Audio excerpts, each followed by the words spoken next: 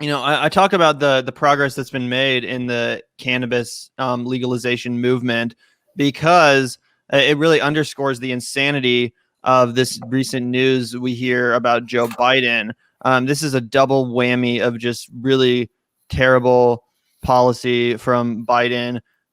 First of all, and this one's really bad. This is the worst part about it, in my opinion. Apparently, behind closed doors last summer, he personally rejected a push to make legalizing cannabis the official policy of the Democratic Party. So basically, when everyone else was on the same page with this, if you remember, even milquetoast centrists like Cory Booker, people like that, even they were Chuck Schumer.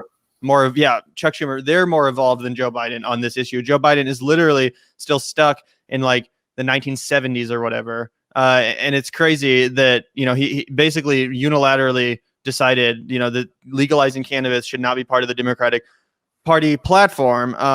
And also, he's apparently now disqualifying staffers because they personally smoked cannabis. So this is totally outrageous. There's been a lot of reporting about this, a lot of discussion about it. Again, he previously promised that they would be overlooking marijuana use, which is insane that this conversation is even happening because it's legal in the District of Columbia. So these staffers are, just adults basically doing the equivalent of having a beer or, taking their medication if they're using it for medicinal purposes.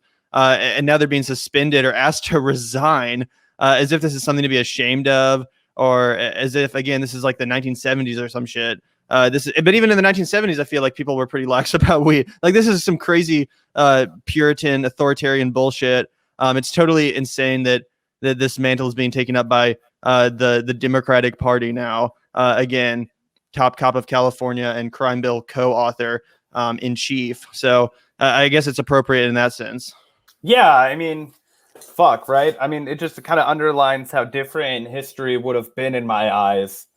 People want to, piss and moan, because, we do still kind of like, I mean, I like a lot of people are over Bernie Sanders, but this is one of those times where I am thinking about like how much it would be dramatically different had Bernie, gotten the presidency, because he would have done things like canceling student debt. He would have done things like, freeing the nonviolent drug offenders, taking marijuana off the Schedule 1. On day one. Yeah, exactly. These were things that he could have immediately done. And, obviously he would have done everything in his power to get $15 minimum wage through. Like he wouldn't have backed away on $2,000 checks, he actually would have been fighting for larger stimulus checks. So these are the kind of things that stand out to me. And just really how truly bad Joe Biden is, right? And just really how his presidency is going to be bad. And I think that it's going to be a problem in the sense that, obviously he's super, I guess archaic is the term that comes to mind. Like, he's just super, old fashioned would be like too polite of a way of putting it, right? And all of his views, he's completely unwilling to, basically it seems like do or fight for anything. He's playing lip service for things like, filibuster reform, which we'll get to later. But yeah, exactly. Unbelievable. No one should be fired for past use of marijuana. It's a medication. 70% of America wants marijuana legalized federally. Canada legalized it. Mexico is so likely to next month. Yeah, I'm pretty sure all AMLO has to do is sign it now, and it goes into law. Build 2 walls to keep it out. It's legal in most states, and it's here to stay, obviously. Shout out to the based gov. Yep. And I have to say, this is just the latest instance, in my opinion, of, an inexcusable and deafening silence from the nominal leftist progressives in Washington right now. And this is really pissing me off, frankly, because we see so much tweeting lately. We see so much tweeting, especially about how bad and how terrible white supremacy is and how it needs to be stopped. But there's no reckoning with the fact that, the illegality of cannabis and the drug war, as it has been, written and architected by people like Joe Biden, is white supremacy codified into law which has literally resulted in what has been described as the new Jim Crow, the largest incarcerated population in the world. If that's not white supremacy manifesting in policy and in law, then what the fuck is? Yeah, I mean, literally. policy, Okay, do you want to examine the number of people who were ever jailed for crack, and then realize that overwhelmingly more white people than black people used crack in America? Yeah. Or even regardless of crack. I mean, even if we're just talking about cannabis, because I don't necessarily think the entire country is quite there when it comes to legalizing crack, but even just cannabis, the disparity between who's locked up for using this drug is outrageous. It's like 4 times more black people are locked up for it than white people, despite the fact that white people and black people use cannabis at an equal rate. It's the most obviously racist policy ever. It's been enforced in a violently racist way, which again has incarcerated basically an entire generation or more of young black men in this country. It's totally outrageous, the fact that Joe Biden has seemingly no reckoning with his role in this policy and the war on drugs, and now doesn't even have the political understanding of the situation, that someone who pretends to be a bipartisan and a moderate can't look at a 70% favorability issue and maybe it's time to do the bipartisan thing there. No, he wants to remain in his extremist position, which it is now. It is an extremist position. It's a pro-police position. It's an anti-freedom position. And again, it's absolutely insane, the fact that we don't see anyone talking about this. I put in the video title, #Boomer Biden. I think it would be great if people like the squad members start using that hashtag to point this out, to point out the boomer mentality of this shit. Weed is not a gateway drug. No one's getting addicted to it and dying in the streets and overdosing because of it. And again, we need to have a full conversation about legalizing all drugs, but we have to at least start by getting cannabis off the federal Schedule 1. And again, for the squad members and the progressives in Congress to not even point this out, to not even say anything about it. And the fact of the matter is that you're right. And the reason I jumped straight to, the crack comparison is one, because I think that people are starting to be ready to hear arguments like that, where we compare all drugs equally. And I think that actually is, largely thanks to Dr. Carl Hart, who's been really outspoken and really making the rounds on a lot of media shows, both, what I would consider independent media, but also mainstream media, having difficult conversations with people who don't want to hear the fact that we need to legalize all drugs and whatever. But the racism in the policy, while it was borne out largely with cannabis, it was also overwhelmingly exploited with the crack epidemic. So that was just why I referenced that specifically. But you're right. The fact that the squad who rightly, I want to say, has often used their platform to talk about, systemic racism and, the problems with the American government. However, what bothers me is their refusal to, really draw those intersectional lines and say, hey, this is where the rubber hits the road on ending mass incarceration, right? Because obviously, legalizing cannabis is not the end of the fight, right? It's just, as you said, Gavin, it's the first step, because that starts to get people to understand that the drug war is over. Then you can concretely say, yes, it was a failure, and now we're starting to look at other options. So I think that that's exactly what the squad should be doing. You're dead on. They need to be putting pressure on, and they need to be drawing that connection, and they need to say, hey, guys, right now, as we're looking at the fact that we need to restructure our society and we need to address the systemic racism that is constantly causing these problems that we've looked the other way on for centuries, and now we're committed to resolving. At least those of us, certainly those of us that are listening to this podcast, and the squad members, I of course genuinely believe they want to dismantle the system of white supremacy in America and all those things, but they need to start taking the steps to do that and stop just voicing it rhetorically, right? So. This is something that they don't need the Republicans to help with. This is something that is all on Joe Biden. This is something that the bully pulpit, can be used to push him on, because it's like I said with the canceling student debt, right? We should have squad members who are saying, or $15 we should have squad members who are saying, we need to be pushing Joe Biden, right? Because they promised they were going to be pushing Joe Biden to the left. How do you do that? You organize protests, you show up. Yep. If AOC standing on top of a bus with Cori Bush and Jamal Bowman with megaphones outside of the Capitol, there's going to be like 100,000 fucking people there with them, you and me included, and we're going to be cameras. Exactly, and the whole world's going to be watching, and they're going to say, Joe Biden does not want you to have health care. Yeah. Joe Biden does not want you to have a $15 living wage. Joe Biden does not want you to have your student debt canceled. We're here to make him. Dude, that's the only thing that would ever, that and obviously a general strike where you fuck up the economy. But those are like the two options that we have. And you're right, the squad's not going to do that. So we have to look to other options. But that's what they should be doing. And frankly, that's what they ran on doing. Yeah, and it's again, it's annoying me specifically because I keep seeing this over and over again.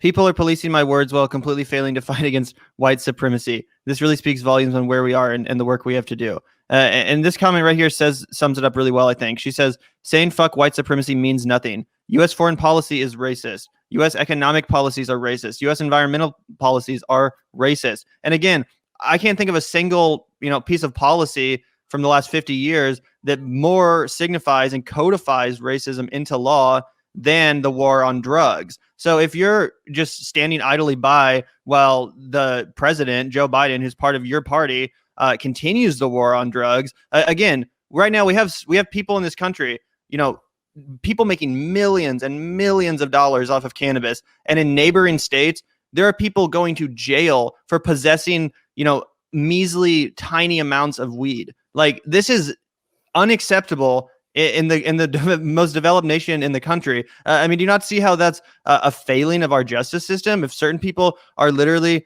making their entire livelihood off this thing, and other people, poor people, black people, are spending their lives in jail because of it, this is unacceptable. And again, white supremacy has probably been more codified into any policy than the war on drugs and the crime bill as architected by Joe Biden. Why is he not part of it? It's easy to point at someone who just shot up a salon and killed 8 people. It's easy to point at that and say that was some people still can't do it. Well, sure. Yeah, you're right. It's not easy apparently, but if you're a squad member, it's easy to point at Marjorie Taylor Greene or Donald Trump or the latest domestic terrorist and say, well, that's white supremacy. And they're not wrong. It is white supremacy. Those people are certainly influenced by white supremacy. But again, no one's really denying that. What people don't understand, the education that needs to be done, is that Joe Biden is a white supremacist, and that white supremacist ideology has infected his fucking policy so much to the extent that we literally have a generation of people incarcerated for a nonviolent quote unquote crime, which isn't even a crime in the first place. And like has been pointed out, Canada, it's now legal. Mexico, about to legalize it. Here we are, still not on the same page as the rest of the developed world. I think it's worth pointing out that Mexico wouldn't have even gone along with the war on drugs unless the United States, obviously, this is what the United States did. This is what we did. We said, hey, your people in your country, do they need insulin? Do they need medication to survive? Well, great. You're not getting it unless you do this. Yeah, exactly. Oh, okay. You've changed your mind. Great. Yeah. Join the drug war. And also it's going to completely destroy your country.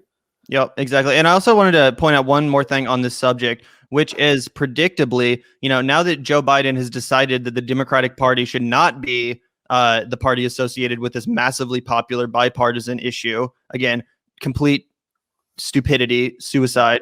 Why would you not want to be associated with something that's on the verge of becoming, the next huge cash crop, or it already is, and it has a bipartisan approval that's massively through the roof. So again, and it would draw agricultural support to the left, agrarian support to the left, which we desperately need, which we've lost for decades because of. Anyway. So anyway, to evidence and illustrate the vast stupidity. Again, completely removing morality and racism and all that. Just from a political standpoint, this is gonna blow your fucking mind. Fox News goes pro weed after Biden staff crackdown, and this is the latest instance in this infuriating trend where the Democrats they've become so neoliberal people like Joe Biden have pushed the party so far into this corporate and anti-populist and elitist direction that now we see the right wing able to capitalize on issues like cannabis, issues like big tech, and there's a few other trade. We even see it happening with foreign policy because, again, the Democrats are no longer even trying to brand themselves as the anti-war party or as the pro-weed party or as the, pro American jobs and anti-outsourcing party. And they're allowing the Republicans to completely pick up on that. And they're ceding the grounds to the GOP. And now they're opening the door for more faux populists to come in and say, well, look, the Democrats aren't in favor of freedom. They're in favor of outsourcing and war and not even, in favor of cannabis. So now that's what these fucking faux populists are going to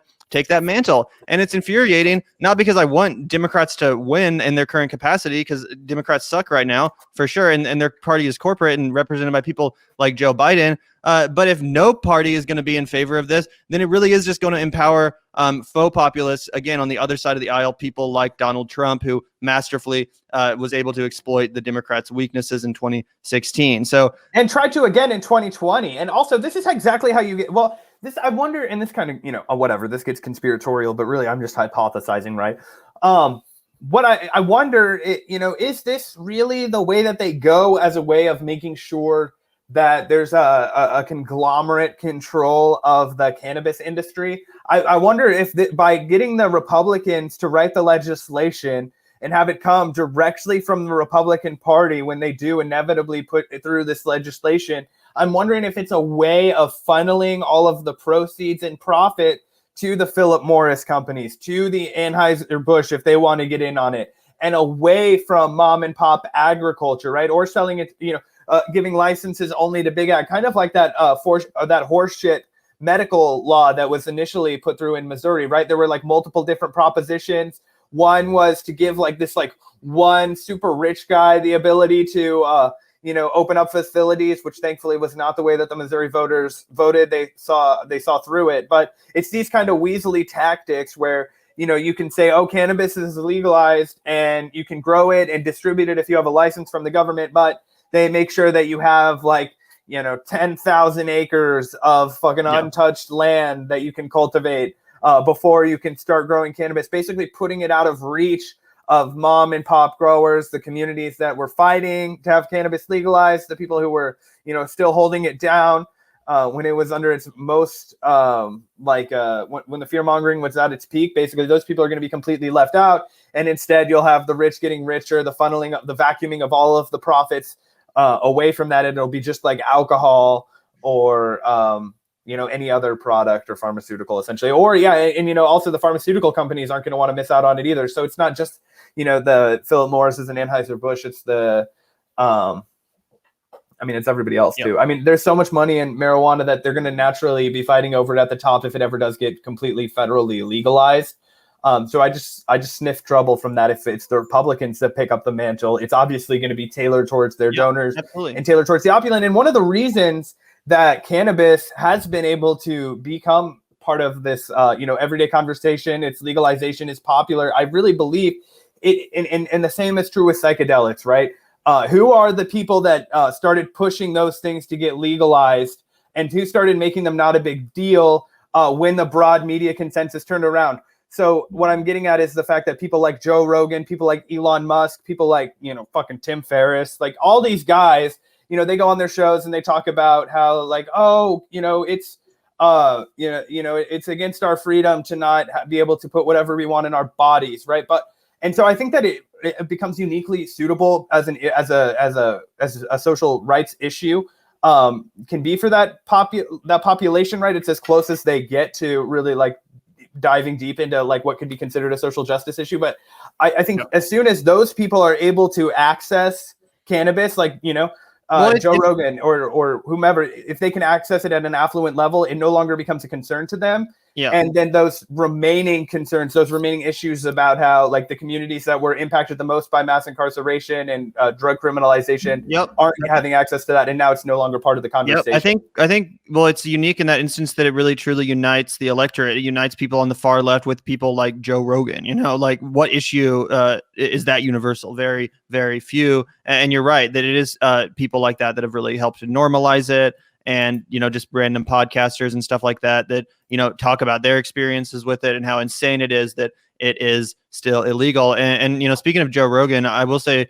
it is a little bit disappointing that he doesn't talk more about it still, even though he now lives in a state where people are being locked up for that drug. Meanwhile, he sits in his mansion and smokes it all day with no consequence. So, I mean, that's just on camera, you know, live stream. So that's Does just he still smoke on air in Texas?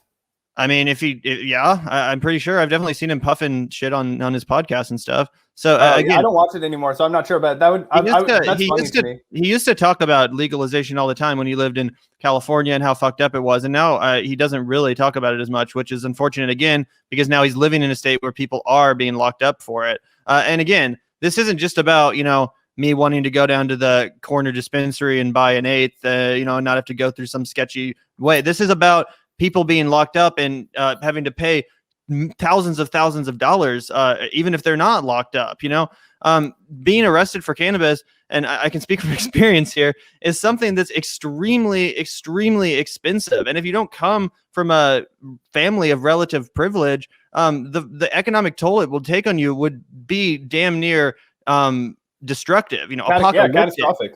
Yeah, it would literally bankrupt you and prevent you from, you know, making your basic payments and needs. It's an incredible, you know, just it's basically just the state stealing your money for having done nothing wrong. And that's exactly what it feels like. That's exactly what it is. And it's just so criminal, the fact that this is still going on. Again, not the weed use is criminal. The criminalization is criminal, ironically. And it's just so insane that we have a Democrat president who can't even understand that and can't even take the simple executive unilateral action of taking it off Schedule 1. That's why they picked him.